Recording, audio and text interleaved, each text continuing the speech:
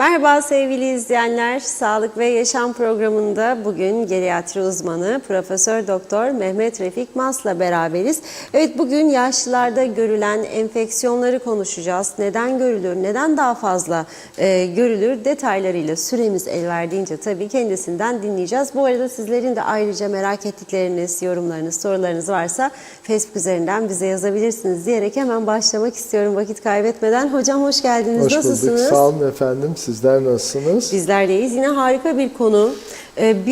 Harika, bir o kadar da ölümcül ve tehlikeli değil mi? Yani kesinlikle. Enfeksiyon lafına biz çok alıştık. Enfeksiyonlu kaptık, olduk, her yerde olabilir ama sonu çok tehlikeli de olabilir. Bir bilinmezlikleri de barındırıyor sanki içinde. Doğrusunuz. Çünkü yaşam süresi biliyorsunuz uzadı. Uzamasına karşın birçok hastalıkların esasında görülme sıklığında da çok ciddi bir azalma olmadığını görüyoruz. Bu enfeksiyonlar bunlardan birisi.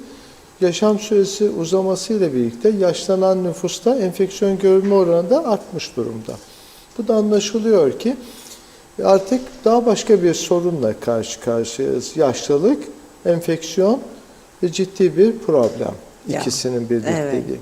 Tabii neden yaşlılarda enfeksiyon çok sık izleniyor sorusunu belki sormalıyız. Bu soruyu esasında yanıtı çok da komplike değil.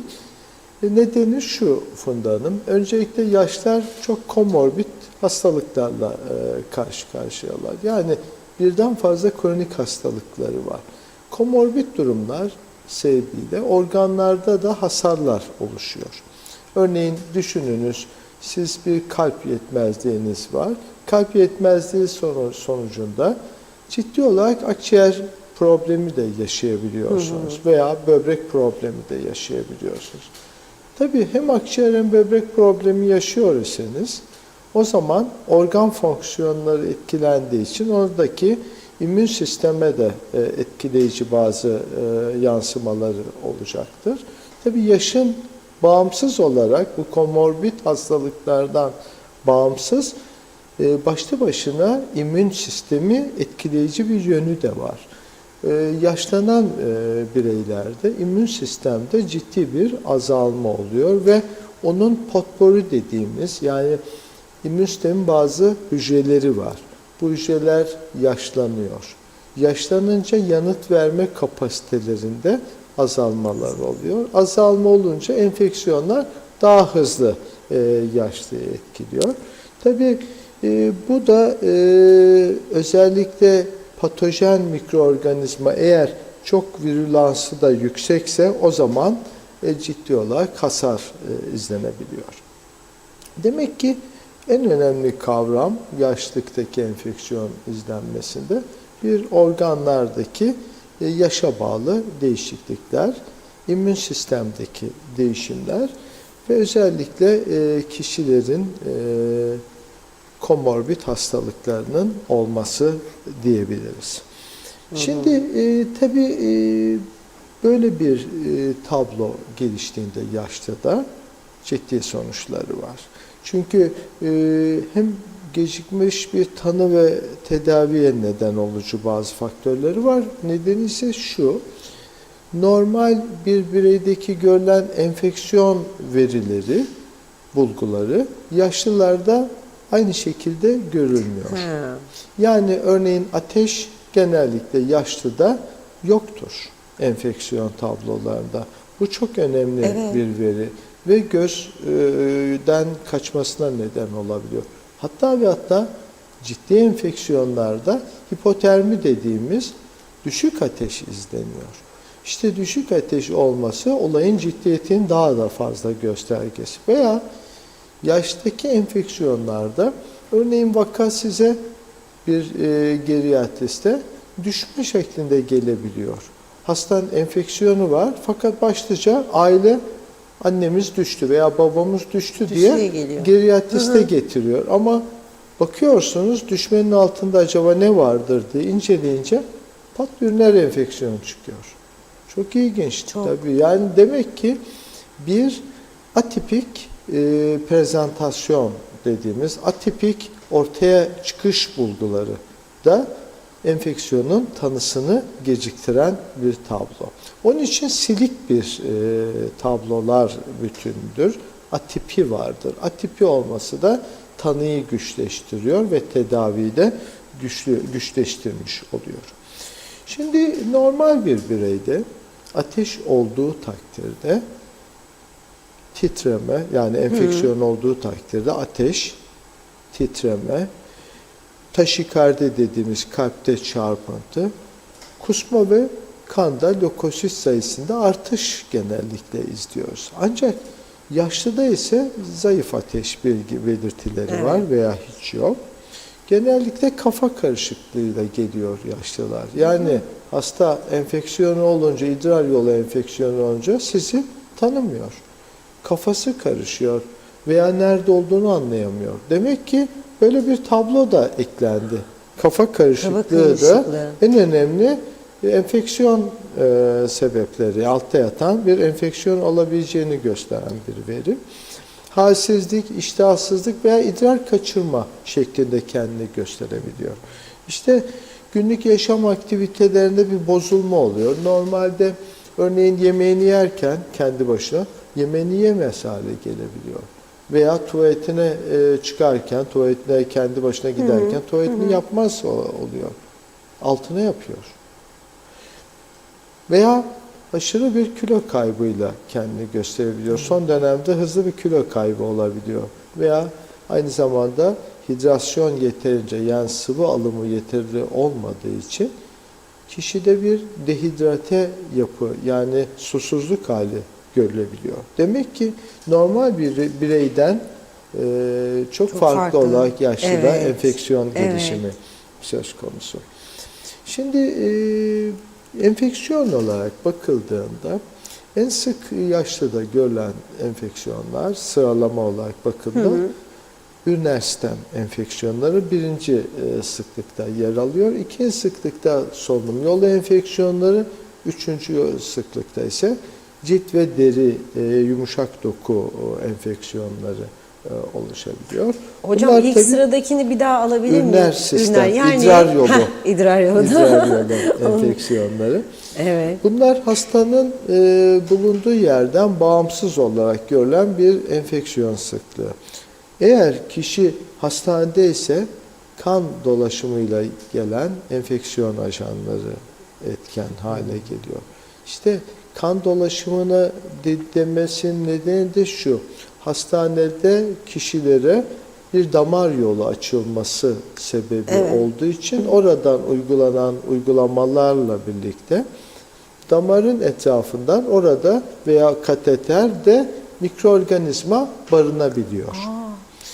Hastane enfeksiyonların geçiş şekli de genellikle bu şekilde kan yoluyla veya solunum yoluyla geçiyor.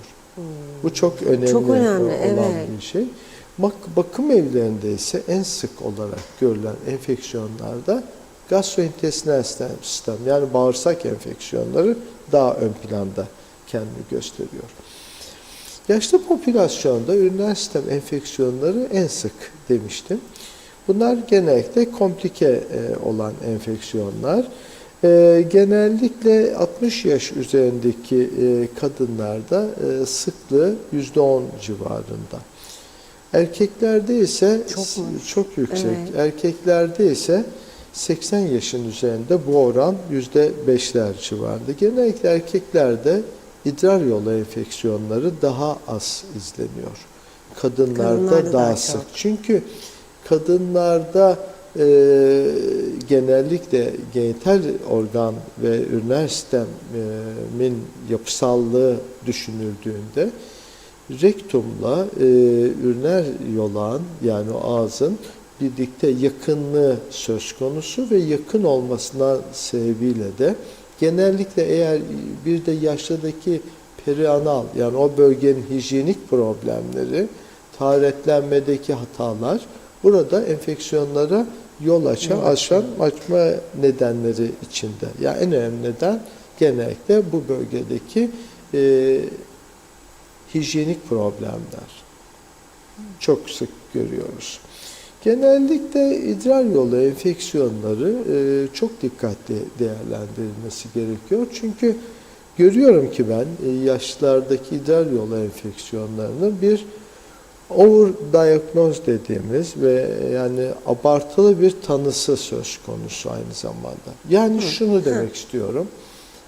Yaşlılarda genellikle idrar kateterleri de bakım evlerinde olduğu için bakteriyürü çok sık izleniyor.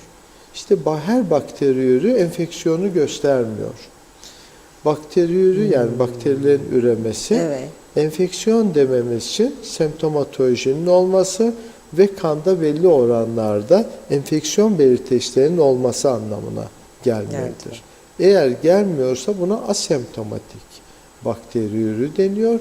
Bunların tedavisi genellikle yapılmaması gerekiyor, izlenmesi gerekiyor. Halbuki görüyorum ki asemptomatik olgularda dahi tedavi yapmaya kalkıyorlar ve sonuçta hastalarda gereksiz bir antibiyoterapi kullanımı söz konusu oluyor. Şimdi asemptomatik bakteri oluşan yaşlılar daha sık. Prevalansı genellikle yaşla birlikte artıyor. Oranlarını ben kabaca söyleyeyim. Kadınlarda genellikle genç bayanlarda %1 ile 5 arasında görülüyor. Yani asemptomatik bakteri görülmesi. 65 yaş üzerindeki bu oran %16'lara kadar çıkabiliyor. Yani gördüğünüz gibi ya 3 kat artabiliyor.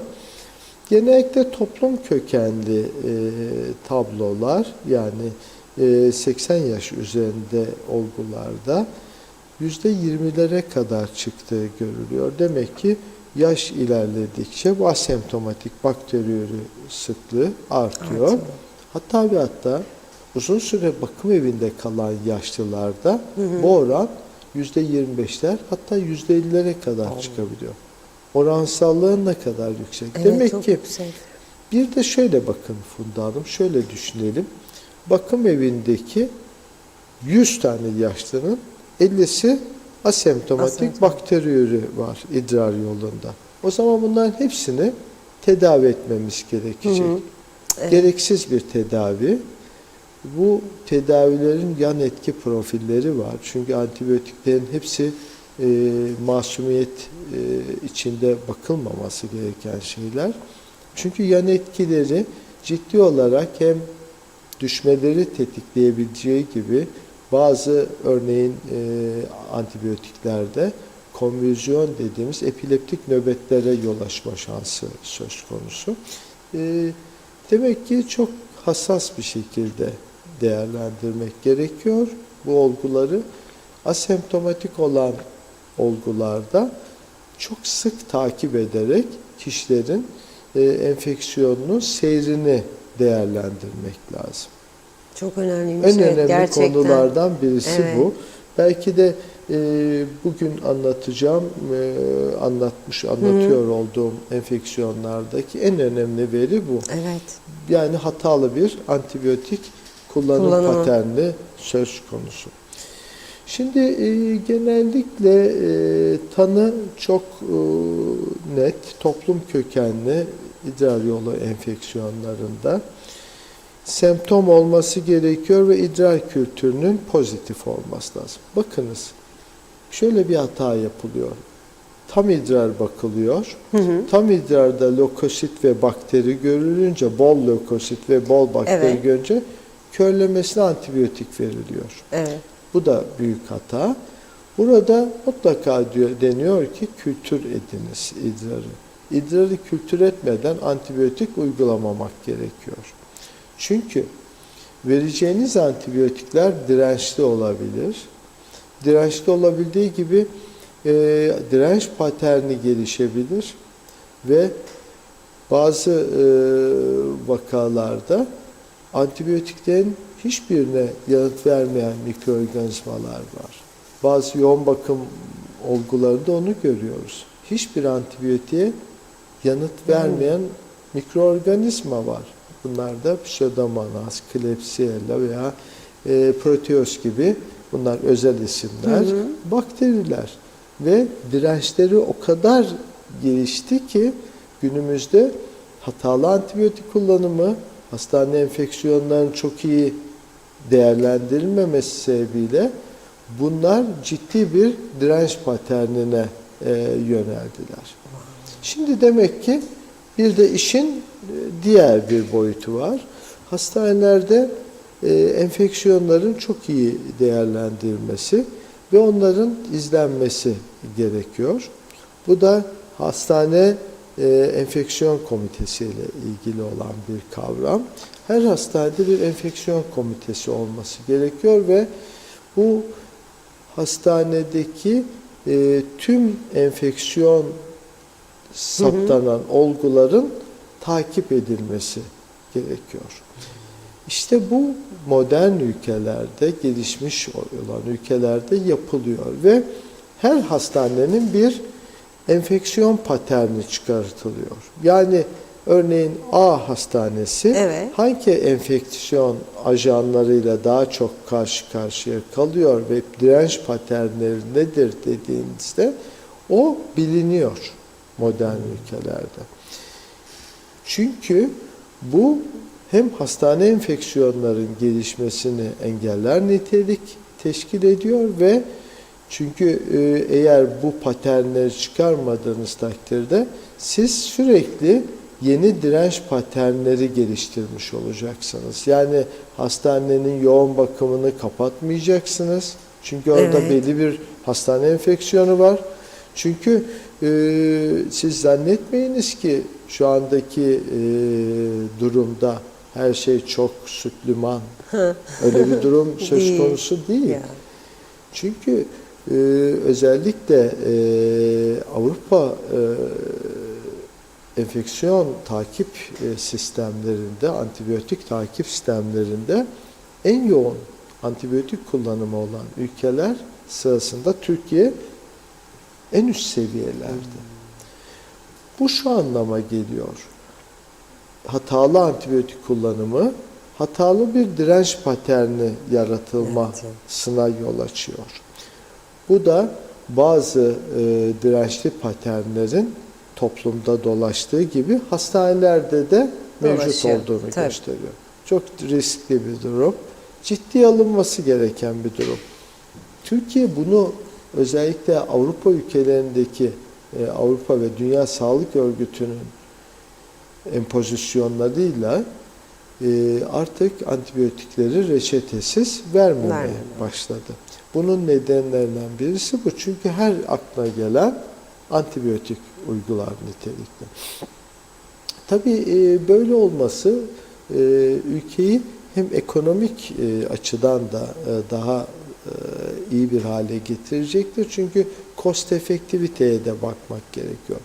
Her direnç paterni yeni, daha pahalı bir antibiyotik uygulama anlamına geliyor. Çok pahalı antibiyotikler şu anda. Demek ki toplum kökenli idrar yolu enfeksiyonlarında mutlaka semptom olacak ve idrar kültürü şart olacak. Ve aynı zamanda bu bulgularla birlikte hastanın kültürü takip edilecek ve örneğin iki ardışık kültürde asemptomatik bakteriyürü tablosunda bu biraz önceki söylediğim gerçek idrar yolu enfeksiyonu.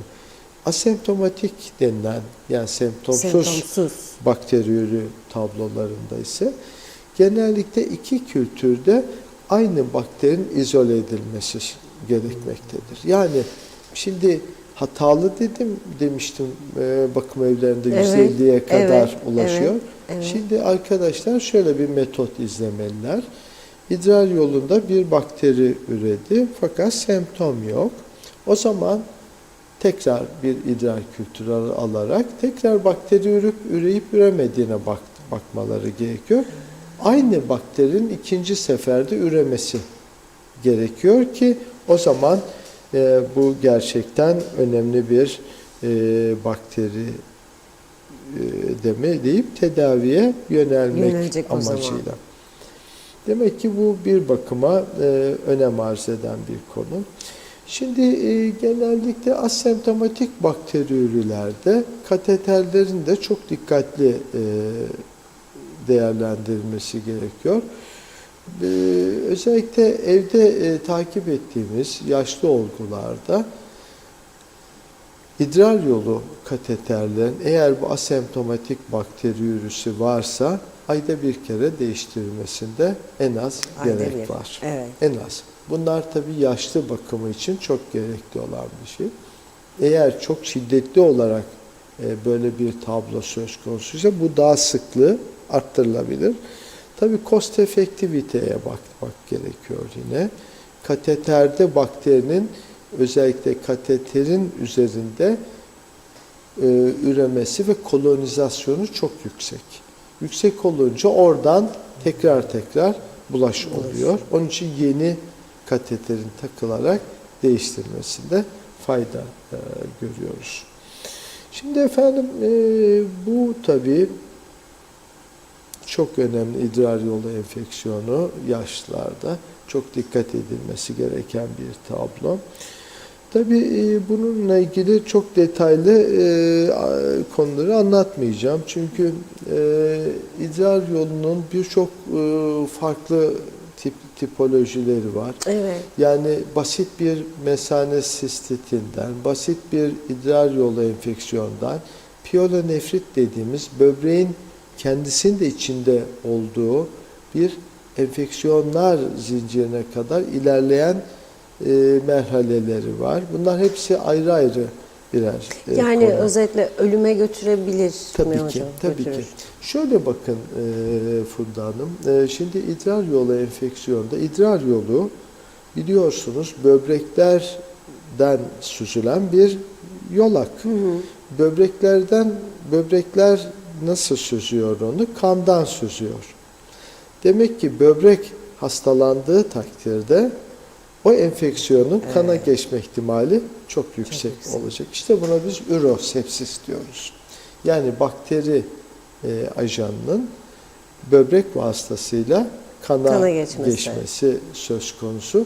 Demek ki boyut çok büyüyebilir. Basit bir asemptomatik bakteriyürüden dikkatli takip edilmediği takdirde daha detaylı, daha derinleşen bir enfeksiyona doğru sebep olabilir. Peki bu asemptomatik bir şekilde ilerleyebilir mi hocam? Yoksa muhakkak bir semptom bir şey gösterir mi? Genellikle işte tehlikeli olan da bu Funda Hanım. Yani yaşlıda asemptomatik yani gençlerde asemptomatik seyrediyor ama yaşlıdaki enfeksiyonlar zaten çok semptomatik olmayabiliyor. Ya.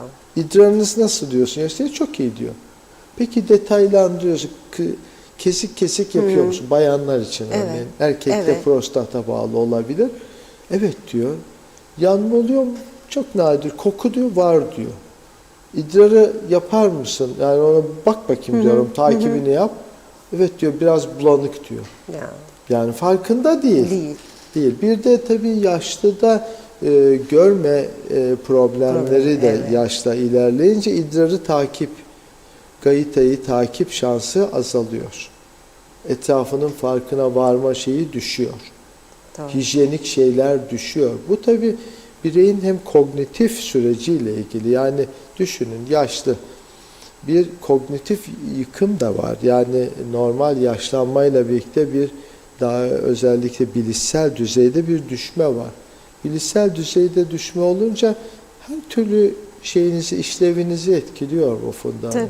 Yemeğinizden yaptığınız fiziksel aktiviteye kadar, günlük hijyeninizden değişim süreci enfeksiyonlar için de geçerli. Yani bu kavramı eğer yaşta çok iyi değerlendiremezse, ki onu güçlendiremezsek o kavramlarını, o zaman enfeksiyon hiç farkına varamayacak ve asemptomatik gibi görülen tablo hastada bir anda kana giren bir mikroorganizma, ürosepsisle gelecek ve o zaman artık kişiyi yaşama döndürmeye çalışıyoruz. İş dramatik hale geliyor. Evet. Maalesef böyle efendim. Şimdi ikinci önemli enfeksiyonlar akciğer enfeksiyonları ve burada pneumoniler. Pneumoniler çok önemli. Sir William Osler 1849 yılında çok ilginç bir cümle sarf etmiş. Onu not almışım, onu hemen size söyleyeyim. Yaşlı adamın diyor, arkadaşı diyor pnömoni için. Demek ki anlaşılıyor ki çok iyi bir gözlem yapmış 1800'lü yıllarda. Bu Osler çok ünlü bir bilim adamıdır. Birçok şeyi vardır. Patolog özelliği de var aynı zamanda. Gözlemi çok doğru. Yaşlı olguda solunum yolu enfeksiyonları çok sık. Nedenselliğine bakılacak olursa burada hem yutma refleksinde azalma oluyor yaşlılarda. Yutarken ben yutmada zorlanıyorum. Yani yaşlarınız varsa onu çok sık görürsünüz, duyarsınız bu şeyi, şikayeti. Evet. Maalesef yutamıyorum. Şurada takılıyor bir şey boğazımda. Veya mental durum, yani bilişsel durumu çok yeterli olmadığı için ağzında çiğner, yutmayı unutur. Yani nasıl yutacağını bilemez. Yutma ile konuşma o anda pat diye bir parça, gıda parçası akciğere kaçar, öksürmeye başlar. Aspirasyon diyoruz işte bunu. 75 yaş sonrasında görülme sıklığı pnömoninin 50 kat fazla. Yani gençlerden 50 kat fazla. Demek ki ciddi bir problemle karşı karşıyayız Funda Hanım. Yani yaşlıdaki zaten yoğun bakımlardaki akciğer problemlerinin büyük bir çoğunluğu ileri yaşlı olgulardır. Bunlara sorduğunda bronkopnömoni diye hemen yaşlı pnömoni. İşte bunun nedenselliği direkt yaş. Ve yitirilen bazı davranışsal, fonksiyonel problemler. Onların çok iyi değerlendirilmesi gerekiyor. Bakım evinde kalan yaşlıların evdeki yaşlara göre 6 ile 10 kat daha fazla. İşte burada birçok faktör var. Çünkü bakım evlerinde hem daha az kontrollü olgular, hem depresif olgular. Şimdi düşünün, siz yanınızda bir yaşlı var, ailenin sıcaklığıyla, bakımıyla ilgilenen, devamlı üzerine titrenen bir yaşlı var. Evet. Bir de bakım evinin o soğuk duvarların arasına atılmış. Acaba yakınları gelecek mi, gelmeyecek mi, ikilemi içine gidip gelen bir beyin yapısı söz konusu, ruhsal durum söz konusu. Bunlar tabii her şey onun yaşama bağlanmasını azaltan şeyler Funda Hanım. Kesinlikle. Bu tabii önemli bir konu. Çok. Özellikle pnömoniye bağlı hastane yatışı 30 kat daha fazla yaşlıda. Yani bir gençle kıyasladığınızda ve tedavi maliyeti gence göre çok yüksek. Çok yüksek. Mortalite ve morbidite, yani hastalıktan ölüm ve sakat kalımı çok yüksek bu olgularda. Özellikle tüm ölümleri arasında bakıldığında 6. sırada pnömoniye bağlı ölümler var yaşlıda. Demek ki çok ciddi bir problemle karşı karşıyayız. Ve dikkat edilmesi gereken bir konuda pnömoninin artık eskiden çok yoğun olarak bakteriyel nedenlerle olduğunu biliyorduk. Biz bakterilerin daha ön planda olduğunu biliyorduk. Bugün bazı zaman şöyle bir gerçekle de karşı karşıyayız. Bakım evinde kalan yaşlarda respiratör sinsitial virüs dediğimiz, yani bakteri dışında virüsler, aynı COVID enfeksiyonu benzeri virüsler çok sık izleniyor. Onların tedavisi daha güç halde. Çünkü bu pnömoni gelişiyor ve bunun ardından bir bakteriyel enfeksiyon da gelişiyor ve tedavi artık işin içinden çıkılmaz hale alıyor. Tabii bunun dışında rinovirüsler, değişik virüsler burada yine önem arz eden konular içinde. Genellikle pnömoninin belirteçlerine, yani nasıl bulgu veriyor diye sorduğunuzda genellikle ateş titreme ve öksürük biliyorsunuz çok tipik ve balgam çok tipiktir ve yan ağrısı çok tipiktir. Ama yaşta böyle gözükmüyor. Ya. Evet, yani bu gençlerdeki söyleyeceğim Yine şeyler. yaşlılarda azalıyor. Yaşlarda genellikle delirium izleniyor. Yani aniden agresif durum başlıyor, saldırganlık başlıyor, günü saati bilemiyor, neredeyim ben diyor. Buna delirium diyoruz. Konfüzyon oluyor, yani kafa karışıklığının daha da ilerisine gidiyor. Artık sanki bilinç kapanmış gibi bir hal o hale geliyor. Çok kötü. Düşme oluyor, düşmeyle gelebiliyor, bitkinlik olabiliyor. Bakınız, bunun neresinde akciğer bulguları yok? Yani direkt ilk düşüneceğimiz yaşlılığa bağlı, işte Başka bir tablo bunama, var. unutkanlık Evet. olabilir. Funda Hanım, işte geriatrinin komplike olması da bu, atipik seyirler olması. Çok Onun ilginç. için ipuçları bizler için çok önemli. Daha detaya giriyoruz, hemen incelemeler yapıyoruz. Genellikle ateş çok düşük. Yani yaşlılığın pneumonik enfeksiyonlarında gençlere göre çok düşük seyirli izleniyor. 80 yaş üzerindeki olgularda genellikle ateşsiz seyrettiğini bilmemiz lazım. Yani çok önemli. Hasta 80 yaşına geldi. Yani bir kafası karışık. Mutlaka enfeksiyonlar için o sistemlere bakma. Önce üriner idrar yolu, arkasından akciğeri mutlaka görmek gerekiyor. Bazılarında göğüs ağrısı, baş ağrısı, kas ağrısı gibi bulgular olabiliyor, eşlik edebiliyor. Biz hemen tabii riyegrafi denilen Arapça bir terim, riye, akciğer demek. Akciğer grafisi çekiyoruz hızlıca. Ve özellikle eğer hasta dehidrate ise akciğer grafisinde bir konsolide dediğimiz zatüre, yani pnömoni odağını göremeyebiliyorsunuz. Bu da ayrı bir şey. Evet. Şimdi düşünün, yaşlıda atipik bulgular var. Evet. Hadi geldik bir de film çekildi. filmde de normal bir film. Sen eğer yaşlıyı dehidrate olarak değerlendirmiyorsa hekim, çok iyisin, hadi git evine diyebilir. Evet. Demek ki o zaman uyanık halde olup hemen bir akciğer tomografisine ilerlemek lazım. Ciddi dinlememiz gerekiyor akciğeri. Burada ipuçlarını yakalamamız lazım. Ve hemen balgam varsa balgam kültürü, balgam mikroskopisine ihtiyaç var. Ve hemen tabii genel rutin kan tetkiklerine girmemiz gerekiyor. Tabii bizim oksimetre dediğimiz, pulse oksimetre dediğimiz kandaki oksijen satürasyonu önemli. Hemen parmağı takıp ona bakıyoruz. Çok düşüyorsa o zaman cidden akciğer enfeksiyonu ciddi demektir. Hemen hastaneye yatırmak gerekiyor. Çünkü tanıyı geciktirdiğiniz anda mortalite, ölüm artıyor. Evet. Akciğerin böyle bir olumsuzluğu da var. İdrara göre biraz doğrusu biraz demeyelim, çok yüksek mortalitesi, ölümün söz konusu. Demek ki burada da önem arz eden diğer bir hastalıkla karşı karşıyayız demektir. Üçüncü en sık izlenen tablo yaşlıda deri ve yumuşak doku enfeksiyonları. Genellikle yaşlıda atrofi, deri elastikiyetinin bozulması. Biliyorsunuz yaşta el sırtlarında bir buruşmalar, vücutta buruşmalar ve kırış kırış olurlar. Yüz dışındaki vücut kısımlarında da.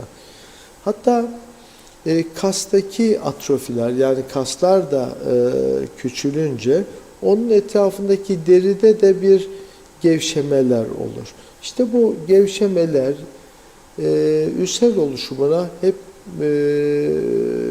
yoğun bir şekilde yol açma bulguları ortaya çıkarabilir. Yani bir bakıma buruşma dediğimiz tablo veya sarkma dediğimiz tablolar genellikle enfeksiyon ajanını oraya yerleşmesine neden olabilecek çatlaklara, yırtılmalara, sıyrıklara yol açması açısından çok önemlidir. Bu çok önem arz eden yine diğer bir konu. Şimdi genellikle biz buna epidermal yenileme diyoruz. Genellikle 5. dekat, yani 50 yaş üzerinde %30 ile 50 arasında bu epidermal yenilenme azalıyor. Evet. İşte genellikle biliyorsunuz ileri yaştaki veya orta yaştaki bayanlar kendileri için hem cilt yenilenmesine yönelik bazı çalışmalar yapıyorlar. Yani nedenleri de bu esasında. Doğru bir yaklaşımdır. Yani kırışıkların engellenmesi. Bu tabii bir görsel olarak önemli gibi dursa da çatlamaları, yarılmaları engellemesi açısından önemlidir. Ama tabii yalnız yüz bölgesinde olması açısından bakıldığında yeterli değildir. Değil tabii, değil mi? Çünkü tabii ki yani 80 yaşındaki bir kişiyi düşününüz. Yani kendine çok bakıyor. Bunun örnekleri de var. Türkiye'de bazı popstarlar var. Bazı. Evet, çok 80'e yaklaşmış. Evet. Belki de o 80'e yakın. Çok bireyler. isterim Ajda Pekkan'ı yakından görmeyi Evet, mesela. Ve Gerçekten. şimdi onlar tabii kas gücünün ortadan kalkmaması için bir yandan kası geliştiriyorlar. Evet, sporları da. Nedeni kasların etrafındaki derilerin sarkmamasını engelliyor. O deri sarksa bile küçük bir plastik operasyonu geçirip gerilmesine neden oluyor. Evet. Yağ oluşumunu engelleyici bazı faktörler yaratıyorlar. Tabii bunlar biraz estetiksel şeyler gibi görünse de güzel bir yaklaşım. İleriki yaşlarda bireylerin hem kendilerini iyi hissetmeleri açısından önemli, hem de derinin sağlığını koruması açısından önem arz eden bir şey. Tabii yalnız estetik olarak da bakmamak lazım. Cildin hidrasyonu, kurumaması, nemlendiricilerle devamlı beslenmesi önem arz eden diğer bir konudur ki enfeksiyonları engellemesi açısından. Genellikle deri ve yumuşak doku enfeksiyonları bizlerde yani geriatri ile uğraşanların çok sık olarak karşılaştıkları tablodur. Bunlar genellikle küçük kıl kökü iltihapları şeklinde kendini gösterseler de genellikle kızarık tarzında, yani oradaki çatlak olan deriden giren mikroorganizmanın cilt altında ciddi bir enfeksiyon yapması kızarık bir deriyle karşılaşmamıza neden olabilir.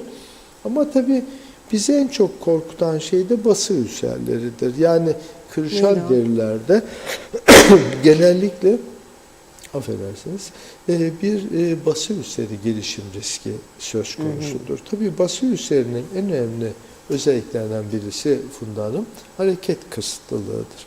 Hareket kısıtlılığınız varsa o zaman ülser gelişimi söz konusu olacaktır. Ülser gelişimi varsa burada bakterilerin kolonizasyonu, yani birikimi ve çoğalması söz konusu olacaktır ve tabii kolonizasyon da enfeksiyona meylettirecektir. Bunlar önemli konular. Tabii %70'i 70 yaş üzerinde kendini gösteriyor. Tabii ileri yaşlarda bu oran gitgide artıyor. Artacak.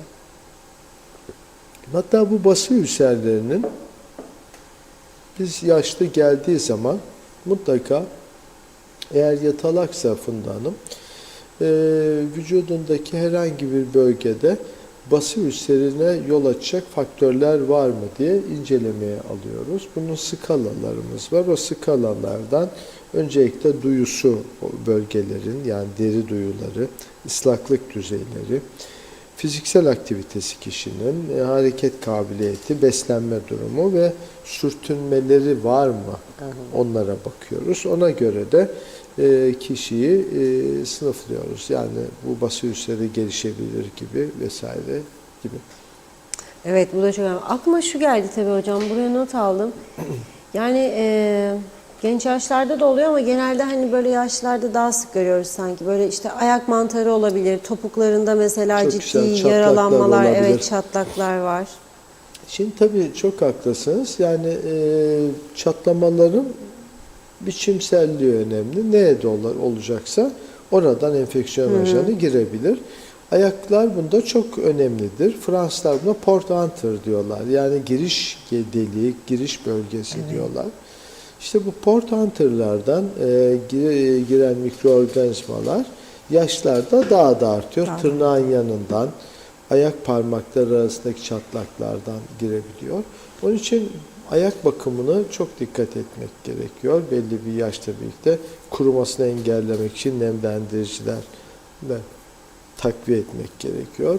Hatta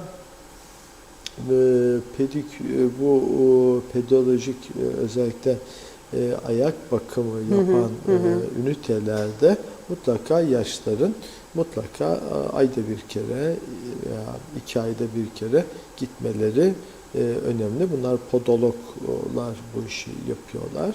Hem tırnak bakımı hem tırnakların üzerindeki mantar birikimlerinin engellenmesi, aynı zamanda ölü derilerin kaldırılması açısından ayaklarda bu podologların büyük rolü var. Demek ki Funda Hanım, cilt bakımı çok önemli. Aynı diş bakımı gibi cildin de bakımına ihtiyaç var. İşte onlar bakımsız kalmamalıdır. Mutlaka bakıma yönelmemiz lazım. Haklısınız, çatlaklar olmaması gerekiyor. Onu engellemek gerekiyor. Tabii bir de işte bu yatak yaraları, hani bazı durumlarda kaçınılmaz gibi, üzerine bir de ilgisizlik eklendiyse. Doğru. Mesela bu tarz enfeksiyonlar ölümcül başka tür Enfeksiyona hastalıklara yol açabilir mi? Şöyle efendim, genellikle evre 4 bası yaraları genellikle kemiği de tutan bası yaraları. Yani açılıyor yara kemiğe kadar gidiyor, osteomiyelit oluşuyor. O zaman onun oradan çok rahat temizlenmesi, enfeksiyonun ortadan kaldırılması çok mümkün olmuyor. Hatta şöyle bir yaklaşımdan da bahsedebilirim size. Genellikle bası yaraların çoğu yoğun bakımlarda oluşuyor. Değil mi?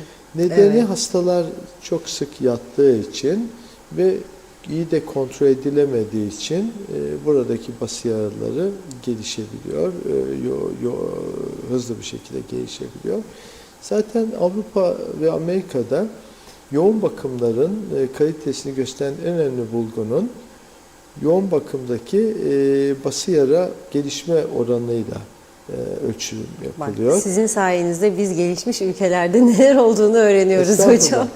Efendim bunları tabii bilmemiz gerekiyor. Evet. Yani ben bazı zaman bakıyorum ki yoğun bakımlarda bütün yoğun bakım hastaların hepsinin arkalarında kocaman bası yaraları var. O da yoğun bakımdaki hem yeterli elemanın bulunmayışından kaynaklı ve belli dönemlerde pozisyon verilmemesinden kaynaklı faktörler içinde. Onun için çok dikkat etmek gerekiyor efendim. Çok.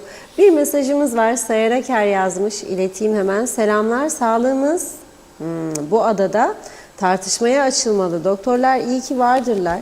Ama doktorları aşırı meşguliyetten kurtarmak gerekir.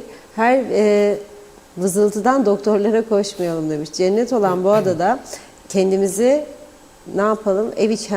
Cennet olan bu adada evler içinde kendimizi yormayalım. Dalga denizle temiz havaya kavuşalım demiş.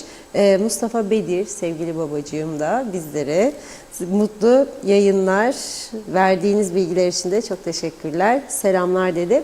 Hocam şimdi mesela diş çürüklerine de değinelim mi biraz? Malum çünkü yaşlarda ağız bakımı da geride kalabiliyor. Maddi manevi sebeplerden dolayı. Doğru.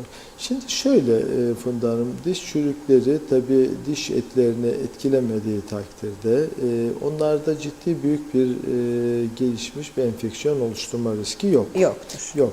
Ama tabii hastanın beslenmesini etkileyen faktörler ağız kokusu oluşturur. Bakterilerin genellikle yayılmasını yani tükürükler vasıtasıyla yayılmasına neden olur. Yani şimdi frükya damlacıkları dediğimiz şeyler var. Biz örneğin hapşururken küçük damlacıklar var biliyorsunuz. Evet. Dağılıyor ortalığa. Buna frükya damlacıkları deniyor. Latince bir isim. Bu damlacıklar yaşlarda işte bu çürüklerde veya gelişen diş yapıları üzerindeki plaklarda artıp Onlar da enfeksiyona sebebiyet verebilir olabiliyor. ama kendisine öyle çok büyük boyutlu şeyler yaratmaz. Tabii en önemli kavram da beslenme etkileyici faktör Faktörler. oluşturur. Onun için dikkat etmek gerekiyor. Evet, gerçekten yine harika bir program oldu hocam. Çünkü ilginçtir tabii, mesela bu semptomlarla ilgili söyledikleriniz çok önemli. Maalesef hani yaşlılarda diyorsunuz semptom gözükmüyor. Bu anlamda bir sinsilik söz konusu. Kesinlikle. Tehlike söz konusu. Kesinlikle. Biliyoruz ki enfeksiyonlar ölüme sebep olabiliyor. Dolayısıyla böyle bir kontrollerimizle ilgili yaşlılarımıza böyle güzel tedbirli önlemlerle yavaş yavaş programımızı noktalayalım. Kesinlikle çok güzel bir yaklaşım oldu efendim. Şimdi yaşlıların ufak bulgularına, ufak değişimlerine aileler alert olması gerekir. Örneğin kafa karışıklığı var mı? Düşmeleri arttı mı son dönemde? Örneğin yılda 3'ten fazla düşmesi oluyor mu? Yani örneğin geçen yıl bir kere düştü ama son günlerde hafta 3 kere düştü. O zaman altta bir şey mi var acaba diye derinleşmeleri gerekiyor. Yaşlı genellikle kendini ifade etmekte güçlük çekebiliyor bu asemptomatik verilerden dolayı. En önemli konu ailelerin ilgisi. Ailelerin ilgisi çok önemli. Evet. Tabii devletin ilgisi de çok önemli yaşlı üzerinde. Daha doğrusu toplum üzerindeki ilgisi önemli. Evet. Bunu da devlete de buradan mutlaka yükümlülük getirmek gerekiyor. Yaşlı takiplerinin yapılması gerekiyor.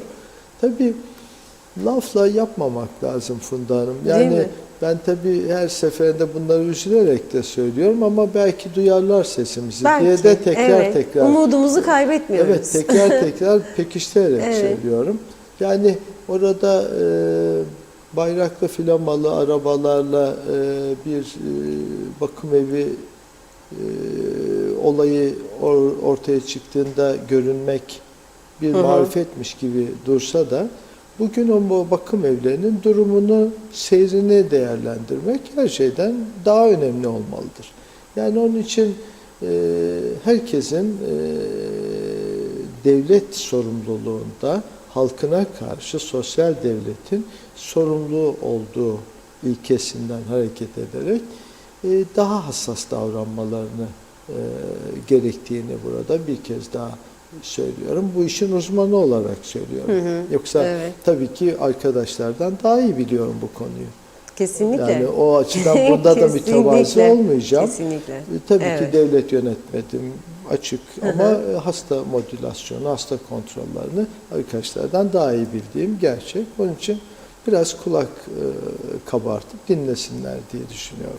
Ben de öyle düşünüyorum. Lütfen diye de eklemek istiyorum bu cümlelerin sonuna. Hocam çok teşekkür ederiz. Ben İyi ki geldiniz. Yine harika bir program oldu. Evet sevgili izleyenlerimiz, Sağlık ve Yaşam programımızın bugünlük de sonuna geldik. Geriatri uzmanı Profesör Doktor Mehmet Refik Mas'la beraberdik. Yaşlılarda görülen enfeksiyonları ele aldık. Süremiz el verdiğince. Yarın yine aynı saatte görüşmek üzere diyelim. Şimdilik hoşça kalın.